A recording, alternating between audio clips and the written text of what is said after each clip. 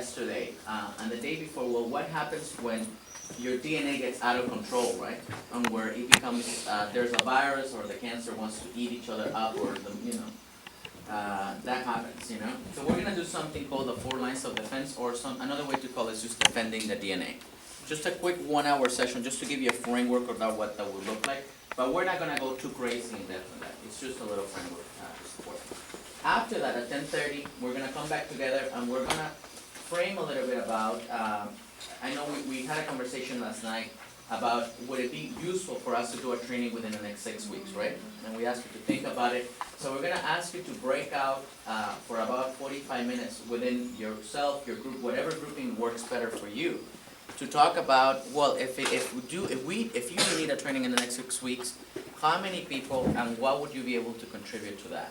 Does that make sense? So we can figure out, come back and kind of have a group process around how can we make that happen, and if it works well, yeah, if it doesn't work well, that's fine too. We're just trying to address the immediate needs that are happening. But at the same time, we'll give you some of those 5 minutes for you to have open planning time with your group. Just figure out what are some of your next steps and all that stuff, right? And that would be a repetition of this training, or it would be the material that you weren't able to fit in? We will repeat this training. That's correct. We will repeat this training. So it's for, the idea is for more people in our respective groups to get some experience and material, especially if you're worried about, convincing folks back home, so to speak. That is correct. So the main purpose is to repeat the training, so you can come back in, or some of you can come back in with new people, so that they can go through this experience again.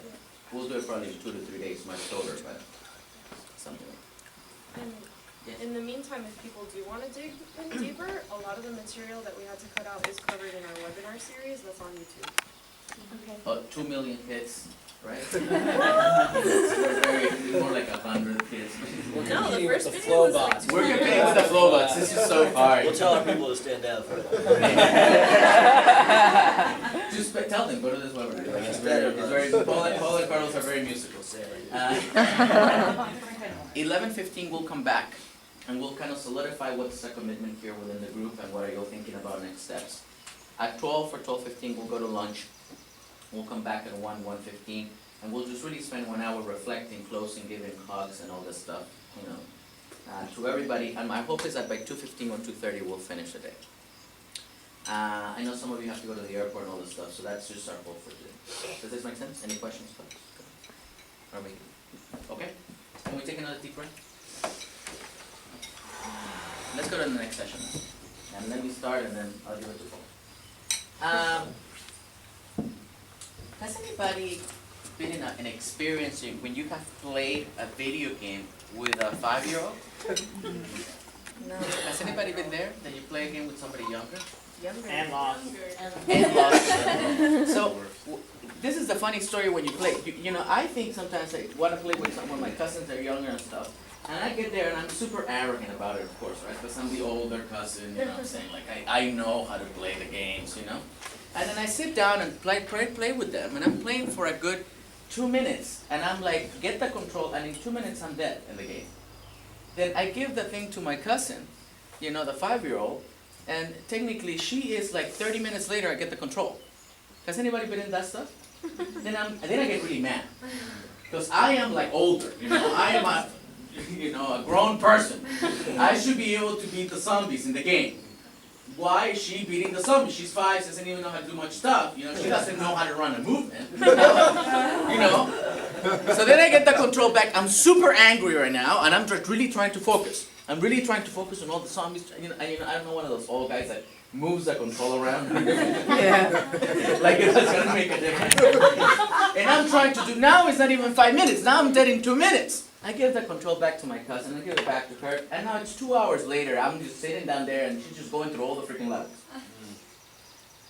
Why is it that she can play better than I can? Yes. And I don't really play video games, but I feel like when you're a kid, you're just very, very calm and focused, and you could just sort of like catch everything. Whereas when you're a little older, you're just like, all right, I gotta do it, and then you miss everything, and then you fail. That's part of that, yes, that's part of that. What else? Yes. While you were telling that story, I really felt it like deep in my heart. It's emotional right now. We can hold you here. A couple of things come to mind. So practice, right? I think one, they play the games more than we do, and I feel like a lot of times they understand the game better than we can. I just wanna put that is the key lesson, right? It's they understand the game because they have played the game before. And in some ways, they played it so many times that they can anticipate the problems that they will have in the different levels. Is that true or not? Defending the DNA is anticipating the problems that you will see in the future of your movement. That is the equation. And if a 5-year-old can do it, we surely can too. Is that true or not? How many hours do they spend playing the game or thinking about the game? Few hours or a lot of hours? How many? A lot of freaking hours, right? Plenty. They gotta get out of those TVs. But it's just a way of seeing what are the patterns and how to anticipate them. So I just wanna frame you up that defending the DNA is a game of anticipation. That is the whole thing. You know, and that planning equals anticipation. It's preparing to anticipate the problems that will come in and having a backup plan to deal with them. And most military generals, most people that plan large organizations, they will tell you that you should spend 80% of your time planning. Just anticipating problems. So that's just the framework. Now, Paul, lead us in defending. So, when I'm in a structured organization, a lot of the dependency is on the leaders to hold the knowledge of a lot of the problems, okay? Because these are complex problems. What do you do legally when they hire an anti-union lawyer to come into this campaign and file lawsuits?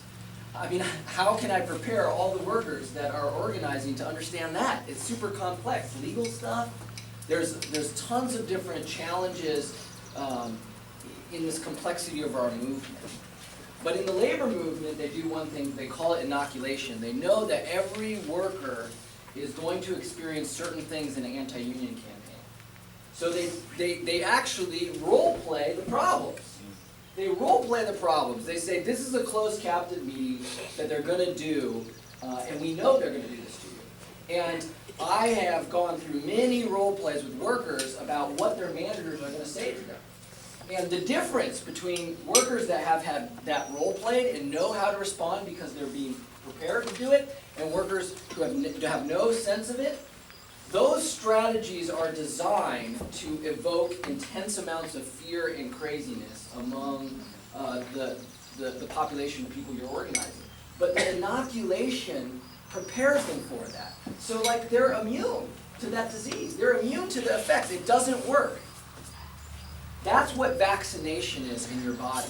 When you vaccinate people, in the early days of vaccination, with the smallpox virus, they gave you a little bit of the virus so your body can build an immune system so that when the virus actually came, the disease actually came, that your body could defend itself against. Okay? We need to vaccinate our movement against the most common problems. How do you vaccinate this? How do you vaccinate the movement against the most common problems?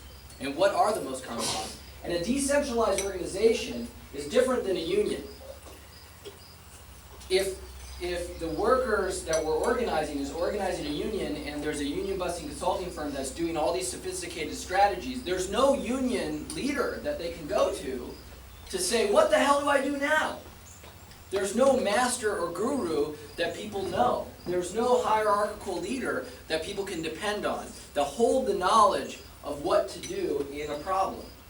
So you don't just need to vaccinate them around common problems that are going to come up maybe in the next month or 2 months. You got to vaccinate them against all the problems that you know are most common in your movement in a decentralized organizational structure. So how do you do that? How do you vaccinate your movement against the problems to the DNA? Well, the first thing that happens is that you need to create traditions or principles. Okay, so this is what they did in 12-step. I was saying Bill W., he spent like 6 years taking all the most common problems that in the entire movement, and he realized that he could not respond to thousands and thousands of letters advising people, individual groups all over the country on how to deal with all these different problems. So what he had to do is he had to embed them in a principle that they read at almost every single meeting. They read the 12 traditions. And if you go into 12-step as a newcomer, you hear the traditions, and you hear about them, but it doesn't really make sense to you because the anti-union campaign hasn't hit yet. The disease hasn't hit yet. But it's in the back of your mind, and the old-timers who have actually experienced the disease, they know what it's about. In every single meeting, they're reading those principles, and because of that, it's becoming stronger and stronger. The vaccine is becoming stronger and stronger and stronger, so that when the disease actually hits, they know, just like the 5-year-old, they know exactly what to do against the zombies, okay? So, what is the traditions and the principles is front-loaded into the DNA. We take the DNA and we put it into concrete principles that are easily digested. And at first, a lot of those principles might not be understood very well. But you can have a longer explanation, and the next step is mass training. Mass training is, right now, if we give you a principle about meta-branding or about grand strategy or theory of change, we give you a principle about the theory of change being pluralistic versus monolithic, everyone here knows what that means, right? Because we took you through a mass training to take that principle and actually to understand it. So you need to take everyone in your movement through a process to understand the principles. Not just, that they hear at a meeting, like the principles of solidarity at Occupy, right? They might hear the principles of solidarity at Occupy, but it doesn't really mean anything unless you take them through a mass training where you do exercises and everything. Because before you came here, if I would have said, one of our core concepts of our movement is that we believe in pluralistic power and symbolic demands instead of just in instrumental and monolithic power. If I said that that was a cornerstone principle, and we didn't take you through a mass training, it wouldn't really mean anything. It still would be important because people have to agree to those principles when they join the movement. But you need to take people through an initiation training so that those principles actually mean something. And what that also does is allows everyone, not just the top level leaders, but everyone to collectively enforce those principles. Okay? And this is what I was saying about Octopor, because I was trained in nonviolent discipline from a lot of trainers in sort of the Clamshell Alliance tradition, and we had these 2-hour trainings that were really tactical, or 3-hour trainings, or 4-hour trainings that were very tactical about nonviolence. But it didn't really train people to uphold the principles and understand enough about the theory of change to defend nonviolence within the movement. So in Serbia, they gave people all the different principles that they needed to defend the DNA and take them through a mass training. And part of the principles is that it's collectively enforced. The third one is action agreements and proactive outreach, okay? So action agreements is, there's a lot of people that we're mobilizing that are going to join our movement that aren't part of our structure, that aren't our members, that haven't been taken through a membership process, that haven't been taken through initiation training, okay? And that's, of course that's going to happen. We want that to happen. So, we need to create an action agreement so that coalition partners that join us, they might not have to agree to everything, but they need to agree to certain things so that they can work with us. And you need to negotiate that. And you're going to put some essential principles in your culture that you know you need to work with anybody, you need to have in those action principles. Or else, those coalition partners are going to screw you. Not always because they mean to, just because their organizational culture is in conflict with your organizational culture. So you need to negotiate that at the beginning, before you start. It's like creating community norms. We front-loaded the norms of this community. You have to do that with all the big partners, and even people from the outside that aren't affiliated with organizations need to understand that there's an action agreement if they're going to participate in your movement at all. Okay? And if people, people aren't gonna agree to those rules of interacting or the contract that you have about how to interact, then you need to proactively look for those people that you know are gonna be a problem and organize them. And that's part of what the core does. The core defends the DNA and finds when there's problems. And I was doing, in 2007, we had this event where we did a May 1st rally where the movement was beaten up by the cops in Los Angeles. And we had a small break in nonviolent discipline. This group, Cop Watch, started throwing bottles at the cops. And that became the whole justification for why they beat the shit out of everybody. Okay, but there's really only 2 people that threw bottles. And one of those people actually slept on my couch 2 months before this actually happened. She was a friend of mine or whatever. I disagree with her politics and whatever, but the point is that I should have known, and afterwards I said, oh man, I should have talked to her because I knew she was going to the protest, and I knew that she had, she was really angry and everything. And so I could have proactively organized her. And in the civil rights movement, they took this really, really seriously. When they went into Chicago, they knew that all the groups in the community, they would go out and proactively organize groups that were going to break nonviolent discipline, including gangs in Chicago. They would go and organize gangs to agree to be part of the movement, but to do that in a nonviolent way. And it took incredible amounts of sacrifice for people to do that. We need to do that as a core. We need to identify inside our movement and outside of our movement who are the people that are potential, and organize them, not through coercion, but through voting with your feet. Allowing, convincing them that the DNA makes sense, and also from the beginning, everyone's agreeing to the DNA.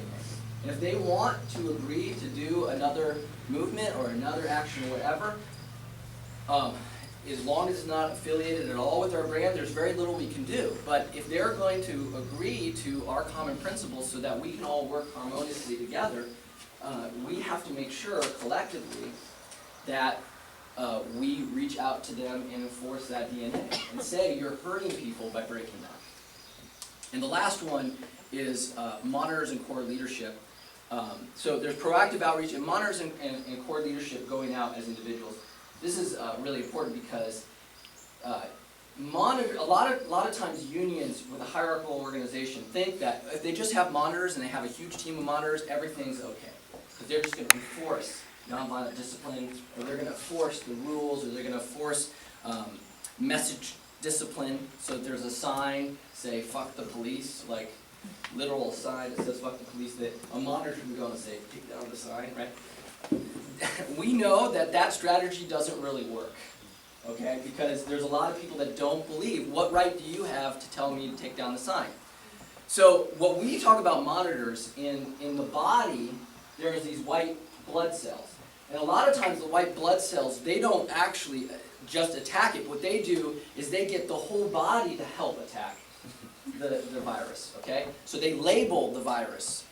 So the monitor in this case is able to say, look, this person is breaking it, and it allows the whole group not just to be consumer, passive participants, but to evoke the common commitment that everyone has to hold the norms.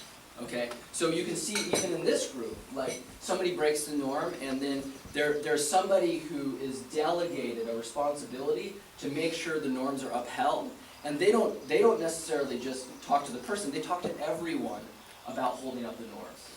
Does that make sense? So if they see a problem, they get the whole crowd involved in enforcing the discipline.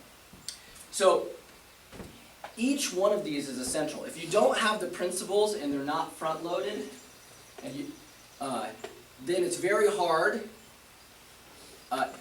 and get collective commitments, it's very hard to do mass trainings. And if you don't have mass trainings, then you're not going to have collectively enforced norms. And if you don't have collectively enforced norms, it's very hard to do any form of action agreements that are sort of a compromise of those. And if you don't have those, then it's very hard to do any of the monitoring and the core leadership. Each one builds on each other and creates it so that there is a huge defense of our norms, our principles, our traditions. So let's take a deep breath, team. Let's take a deep breath. What are some of your thoughts or questions or reflections around defending the DNA?